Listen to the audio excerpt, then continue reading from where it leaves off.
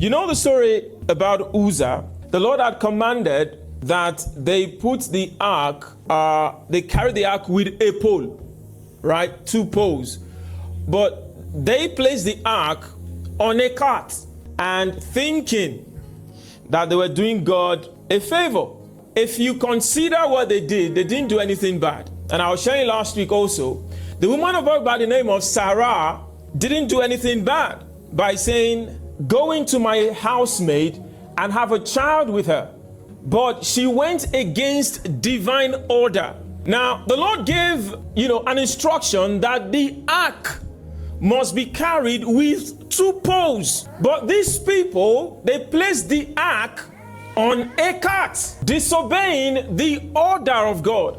Now, you may be thinking, why did God not just stop them or even tell them, don't put it on the cart when they started? But the Lord left them. Sometimes we say mercy.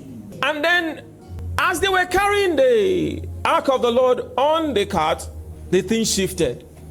And Uzzah, was he wrong to want to help make sure that the ark does not fall? See, what happened to Uzzah is not particularly because he put his hand forth to help the ark. It was because of the initial disobedience. Now you will realize that God did not do anything to the rest of the people except Uzzah. Because on the journey of life that you are on, God has said, look, write this down. Master the art of hearing God. And don't just boast in hearing God. Do what he says. Because it is in the doing that your obedience is complete. Many people, they are fond of saying, oh, God said this to me, God said this to me.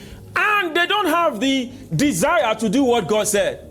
People like the flowery word of God said. But the way to get to what God has said and the thing to do, right, to achieve what God has said, they don't want to do it. Master the art of hearing God and not just hearing him, do what he says.